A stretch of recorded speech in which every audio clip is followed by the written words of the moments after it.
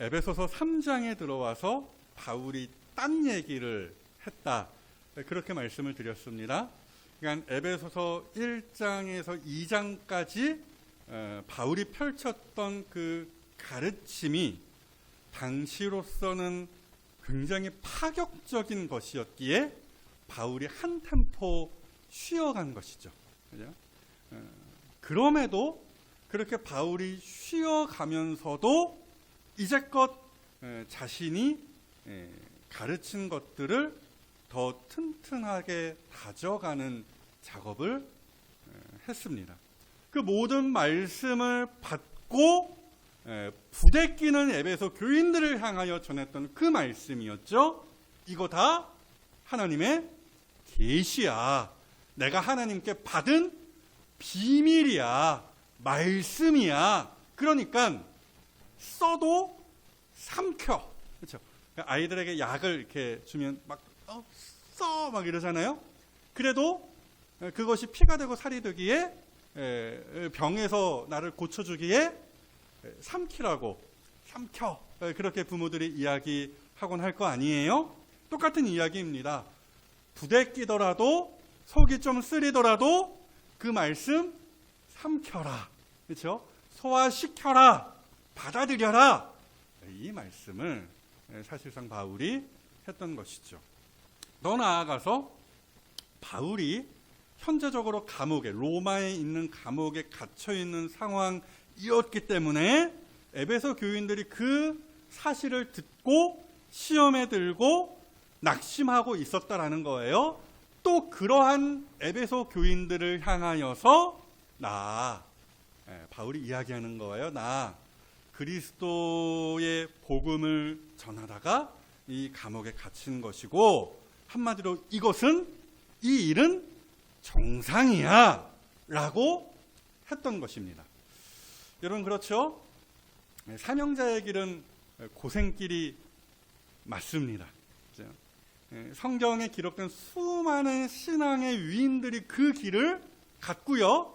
더더군다나 예수님께서도 그 고난의 길, 십자가의 길을 가셨다라는 거예요. 때문에 우리 역시 예수님의 말씀을 따라 예수님으로 말미암아 고난을 받는 거예요. 이렇게 예수님이 표현하셨죠. 자기를 부인하고 자기 십자가를 지고 나를 따르라. 그렇죠? 예수님을 따르는 길은 고된 길이다. 고생길이다. 라는 사실을 잊지 마시고요. 우리의 삶이, 예수를 따라가는 우리의 삶 자체가 고되고 힘들고 다 똑같은 말인가요? 뭐 어찌되었건 그러한 고생길인 것이 정상인 것입니다. 지난 시간에 대강 이런 말씀을 드렸습니다. 그리고 여기에서 이제 한 걸음 더 나아가서 이제 바울은 본론으로 들어가는 것인데요. 지옥에 떨어질 우리가 그리스도의 십자가의 능력과 그리스도를 믿는 믿음 안에서 구원을 받고 하나를 이룬 이 교회 공동체 안에서 우리 모두가 함께 다다라야 할 목표가 있음을 바울이 이제 제시를 합니다. 그것이 크게 세 가지예요. 첫째, 속사람이 강건하여지는 것이고요. 둘째, 예수 그리스도의 사랑을 더 많이 알아가는 것이고요. 셋째, 하나님의 것으로 충만하게 되어지는 것입니다. 제가 이것을 앞으로 3번에 나누어서 설교를 할 것인데요. 오늘은 그 전에 막간을 이용해서 기도에 대한 이야기를 해볼까 합니다. 그래서 설교의 제목부터가 뭡니까? 성장에 관하여 하면서 주보 보세요. 번외편 뭐 이런 식으로 제가 써놓지 않았습니까? 그렇죠? 성장에 관한 이야기에서 살짝 한 걸음 뒤로 물러선 어떤 그 설교가 되겠습니다. 어찌되었건 여러분, 바울은요 기도의 사람이었다라는 사실을 여러분 기억하셔야 돼요. 바울의 그 일생을 펼쳐보세요. 바울이 예수님을 만났던 그 순간부터 기도했다라는 거 아십니까? 사도행전 9장에 그런 이야기 있죠. 바울이 예수님을 만났던 그 다메섹 도상에서 예수님을 만났었잖아요. 그때부터 만난 직후부터 바울은 기도했다더라. 성경에 그렇게 기록이 되어 있습니다. 뿐만이 아니죠. 그 후에 안디옥 교회에서 바울이 부교역자로 사역을 하고 있을 때에 갑자기 선교사로 파송을 받는 일이 생겼어요. 그때에도 바울은 금식과 기도를 했다더라. 뭐 이런 기록이 사도행전에 또 있고요. 심지어 바울은 감옥에 갇혔을 때에도, 빌립보 감옥에 갇혔을 때에도 하나님을 찬미하며 기도했다더라는 기록이 사도행전에 명확하게 나와 있는 것이죠. 바로 그 바울이 이 에베소서를 써 내려가면서도 심심치 않게 기도합니다. 살펴보진 않았습니다만은 저 앞에 1장에서 바울이 에베소 교인들을 위한 첫 번째 기도를 펼치고요. 그리고 오늘 본문에 바울의 두 번째 기도가 있는 거예요. 오늘 우리는 바울의 이 기도를 간단하게 살피며 우리가 또 어떻게 기도해야 할까 고민하고 실천해 보도록 하겠습니다. 그래서 첫째, 한번 따라해 보시죠. 말씀에 근거한 기도. 바울의 기도는 철저하게 말씀의 기초를 둔 기도였다라는 이야기입니다. 자, 이렇게 바울이 시작을 했죠. 본문 14절 15절 다시 한번 보실까요? 이러므로 내가 하늘과 땅에 있는 각 족속에게 이름을 주신 아버지 앞에 무릎을 꿇고 비노니, 그렇죠? 여기에 있는 이러므로는 저 앞에 있는 2장의 내용을 받는 이러므로입니다. 말씀드렸잖아요. 바울은 3장에 들어와서 한 템포 쉬어갔어요. 잠시 딴 얘기를 좀 했다라는 거예요.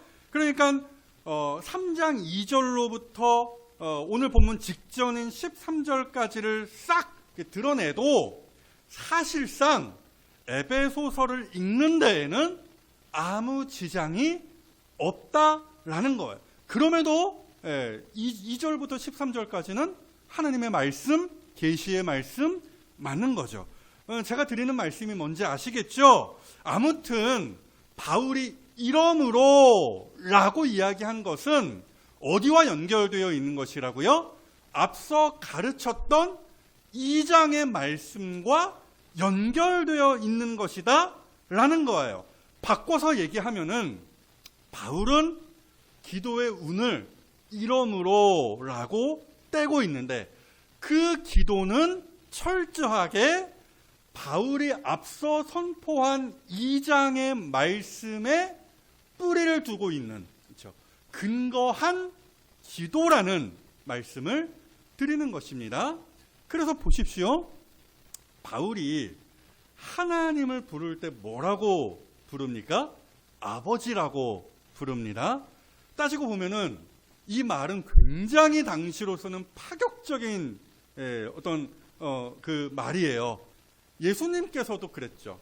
요한복음 5장 뭐 이런 데 그런 이야기가 나와 있는데요.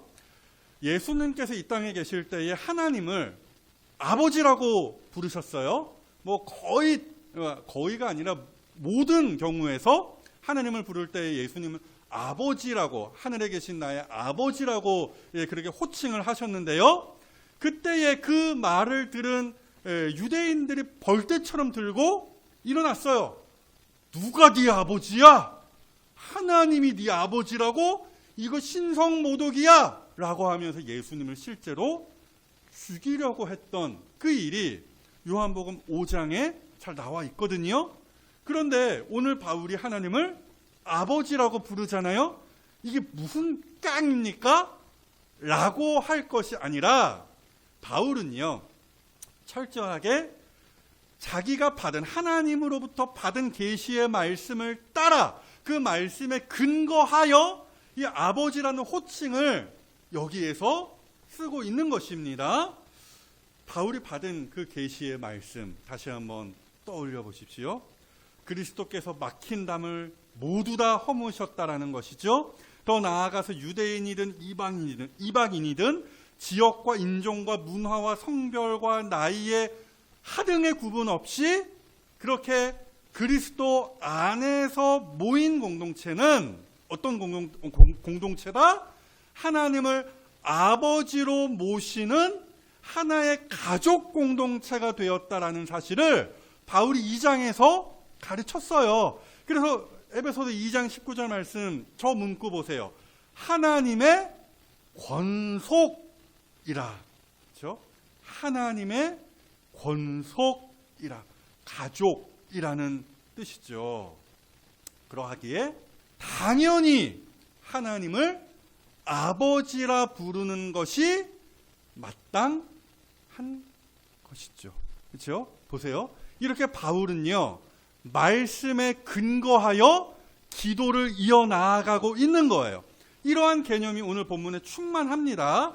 그래서 다시 본문 14절 15절 말씀을 보시면 이러므로 내가 하늘과 땅에 있는 각 족속에게 이름을 주신 아버지 앞에 무릎을 꿇고 비노니, 이런 이야기 있죠. 여기에 각 족속이라고 되어 있잖아요. 이 말을 알아듣기 쉽게, 듣기 쉽게 좀 다시 번역을 하면은 패밀리가 되는, 패밀리, 가족, 패밀리, 그렇죠? 그래서 개역 개정 성경이 아닌 다른 번역 성경, 영어 성경, 뭐 NIV라든지 이런 성경을 보시면은 이 각 족속이라는 말을 온 가족이라는 말로 번역해 놓았어요. 그리고 이 가족이라는 것은 특별히 이런 개념이에요. 하나님의 특별한 소유가 된 가족 공동체를 뜻하는 것입니다. 자, 여기 또 보시면은 하나님께서 이름을 주셨다, 이런 문구가 있잖아요. 당시에 누가 누구에게 이름을 준다라는 것은 어떤 뜻이냐? 넌 내 것이야, 이 뜻이거든요. 그러니까 뭐 아담으로부터 시작해서 뭐 아브라함, 뭐 이스라엘, 야곱을 하나님께서 이스라엘로 개명시켜 주셨잖아요. 뭐 하여튼 그 모든 하나님께서 이름을 주신 사람들도 다 이 개념에 포함이 해당이 되는 것입니다. 아무튼 뭔 얘기입니까? 교회 공동체는 하나님의, 그렇죠? 하나님의 소유가 된 권속들임을 바울이 이 문구 가운데에서도 밝히고 있는 것이죠. 자, 어찌되었건 본문에 있는 많은 이 모든 문구들이 바울이 이미 앞서 가르쳤던 계시의 말씀과 연결되어 있는 것이에요. 그러니까 바울에게 있어서 기도란 무엇이냐? 따로 국밥이 아니었다라는 거예요. 따로 국밥 뭡니까? 국 따로 밥 따로 나오는 게 따로 국밥 아닙니까? 그런 식으로 말씀과 기도가 따로 분리되어 있지 않더라는 것이죠. 말씀의 기초 위에 기도를 세우고 있는 것이에요. 그래서 바울의 기도는 말씀에 근거한 기도다, 이렇게 따져볼 수 있는 것이고요. 여기에서 한 걸음 더 나아가서 둘째, 바울의 기도가 어떤 기도였습니까? 한 번 더 따라해 보시죠. 간절한 기도. 바울은요, 온 가족의 아버지 되시는 하나님께 기도하되 무릎을 꿇고 기도했다라는 사실에 여러분 주목해 보셔야 돼요. 14절 15절 다시 본문을 보시죠. 이러므로 내가 하늘과 땅에 있는 각 족속에게 이름을 주신 아버지 앞에 어떻게? 무릎을 꿇고 비노니. 자, 보통 유대인들의 기도의 자세는 서서 기도하는 것입니다. 그렇죠? 보통 대부분의 유대인들은 서서 기도했습니다. 무릎이 안 좋았는지 어찌되었건 서서 기도하는 게 전통적인 기도의 그 모양새였습니다. 근데 여기에 몇 가지가 더 추가가 돼요. 엎드려 기도하는 자세도 있었습니다. 보통 죄를 짓고서 하나님께 자복하고 회개할 때 취하는 기도의 자세다. 이렇게 보시면 돼요. 성경에 그런 엎드려 기도하는 어떤 자세들이 좀 몇 가지 소개가 되어 있는데요. 그리고 또 한 가지는 무릎을 꿇고 기도하는 자세인 것이죠. 이것은 예수님께서 겟세마네 동산에서 기도하실 때 보여주신 자세입니다. 누가복음 22장 41절이죠. 그들을 떠나, 예수님께서 그들을 떠나, 제자들 베드로, 야고보, 요한 이 세 제자들을 떠나 돌 던질 만큼 좀 떨어져서 가셔서 무릎을 꿇고 기도하여 이르시되 라는 저 문구, 그렇죠? 또 이렇게 무릎을 꿇고 기도하는 자세를 보여준 한 사람이 또 있는데 스데반입니다. 스데반. 그가 돌에 맞아 죽을 때 마지막으로 하나님께 하늘을 올려다보며 기도하며 무릎을 꿇었다라는 기록이 사도행전에 있는 것이죠. 그리고 오늘 바울이요, 에베소 교인을 위하여 기도할 때 무릎을 꿇습니다. 여러분, 이 바울의 기도의 자세가 뭘 보여주는 것이겠습니까? 그만큼, 그러니까 목숨을 걸 만큼, 자기 목숨을 걸 만큼 바울은 매우 간절했다라는 것을 이 한 문구가 우리에게 보여주고 있는 거예요. 여러분, 사실 바울은 간절할 수밖에 없었습니다. 왜 그렇습니까? 자기가 전한 그 계시의 말씀 때문에 교회 안에서 여러 분쟁과 다툼이 일어났기 때문이죠. 뭐 본질상 진노의 자녀라고, 뭐 유대인과 뭐 이렇게 이방인이 뭐 한 가족이라고 뭐 이런 거요. 그렇죠? 교인들이 그 말씀을 제대로 소화시키지 못하고 부대끼고 있다라는 사실을 바울도 알았거든요. 그래서 뭐 계속 말씀드린 것과 같이 바울은 2장을 마치고서도 여기까지 질질 끌고 있는 거였어요. 그럼에도 바울은요, 자기가 전한 그 계시의 말씀, 그 하나님의 비밀, 그 복음이 에베소 교인들의 마음밭에 잘 심겨지기를 바라고 또 원했던 것입니다. 여러분, 예수님의 그 씨 뿌리는 자의 비유를 한번 떠올려 보세요. 그 말씀을, 그 하나님의 계시의 말씀을 아무리 열심히 뿌려도 그 듣는 사람의 마음밭이 꽝이면, 뭐 하여튼 돌짝밭이든 길가든 뭐 가시떨기밭이든 하여튼 마음밭이 제대로 정돈이 되어 있지 않으면 거기에는 절대 성장과 결실이 없다라는 거잖아요. 그래서 바울이 두려움 가운데에서, 근심 가운데에서 간절하게 무릎을 꿇고 에베소 교인들을 위하여 기도할 수밖에 없었던 것입니다. 하나님, 이런 거죠.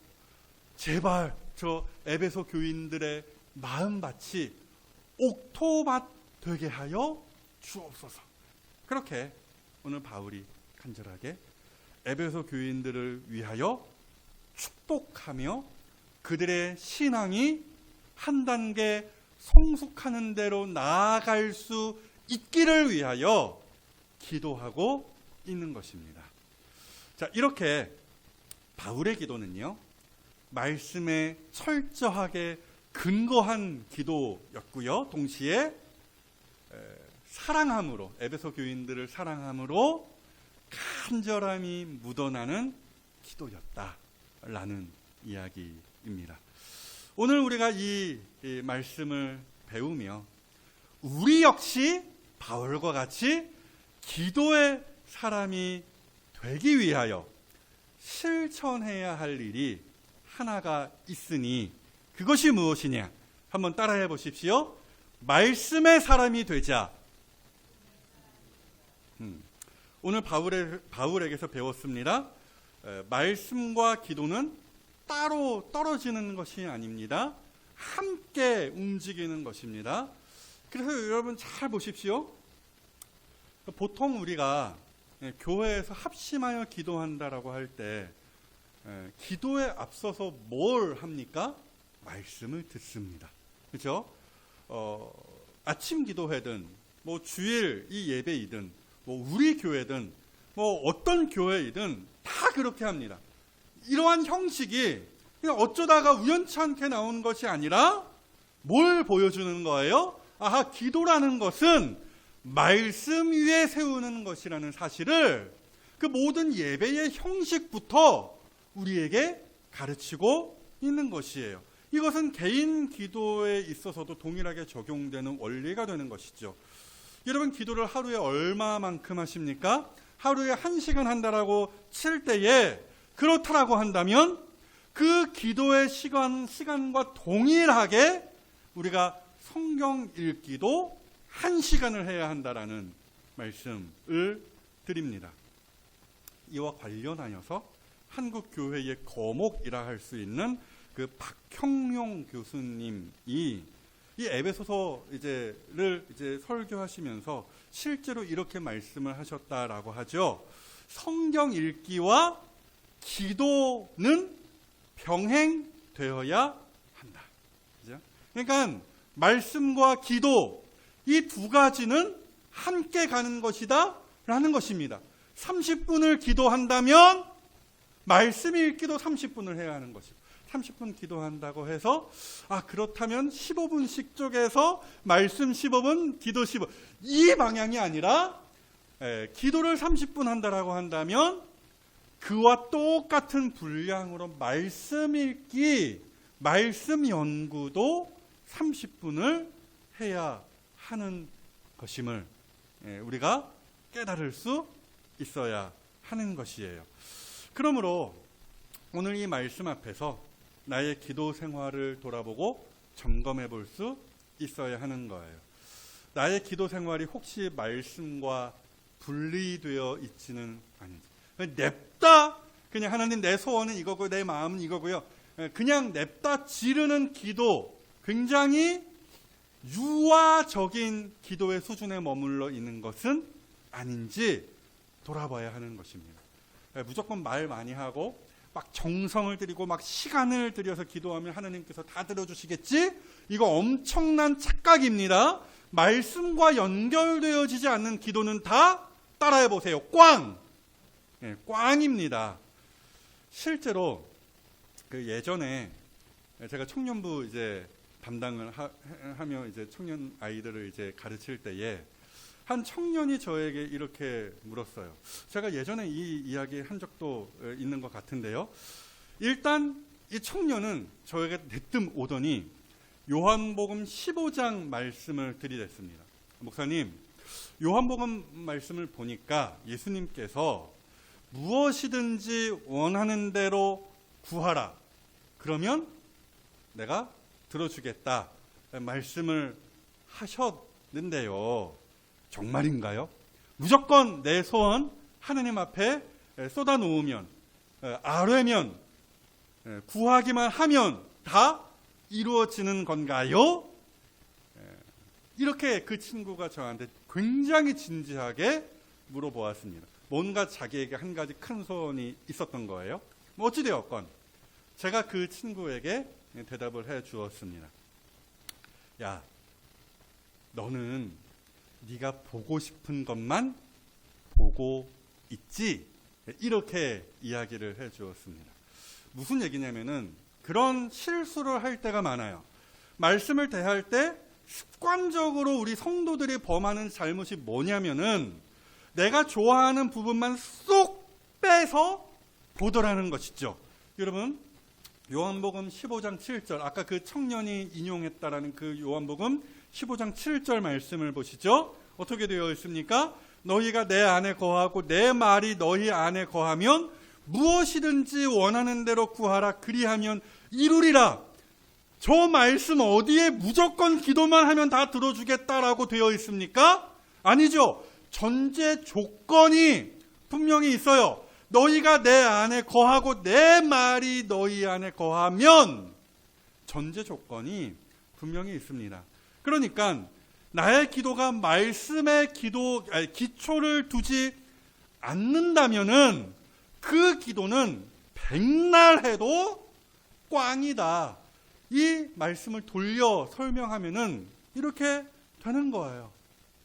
여러분, 여러분들도 한 번쯤 신앙생활을 하면서 들으셨을 법한 유명한 기도의 사람이 한 사람이 있는데요. 조지 뮬러입니다.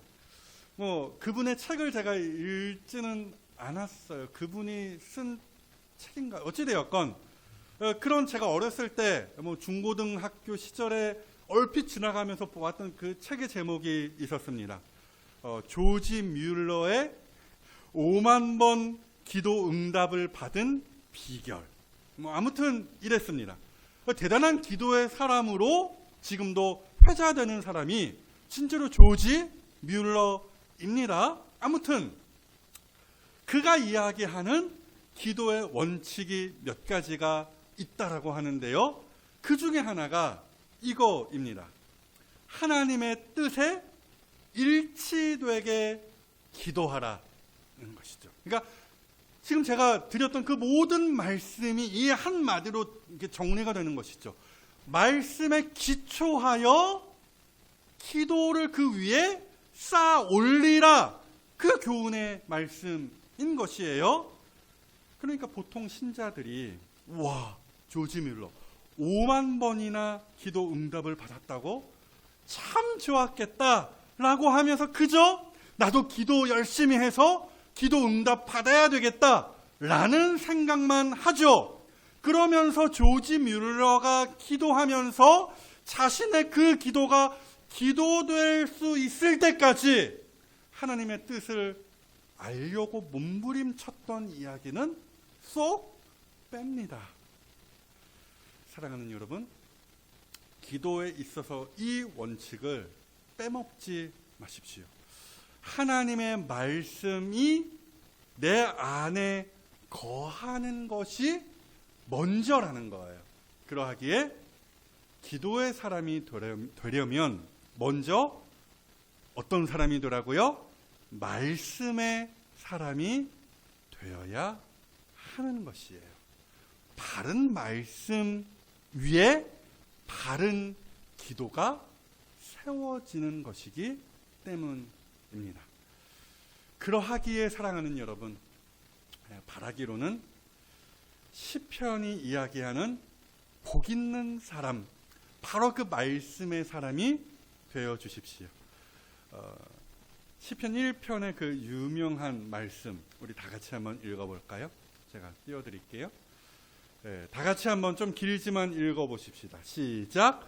복 있는 사람은 악인들의 꾀를 따르지 아니하며 죄인들의 길에 서지 아니하며 오만한 자들의 자리에 앉지 아니하고 오직 여호와의 율법을 즐거워하여 그의 율법을 주야로 묵상하는 도다. 아멘. 그러므로 기도의 사람이 되기 위하여 이 말씀을 더욱 세차게 붙드시고 하나님의 뜻에 따라 간절하게 기도하심으로 몇 번? 5만 번, 별 5개, 5만 번 기도 응답 받으실 수 있는 기도의 사람이 되시는, 그 전에 말씀의 사람이 되시는 우리 파랑교회 식구들이 다 되시기를 주님의 이름으로 축복합니다.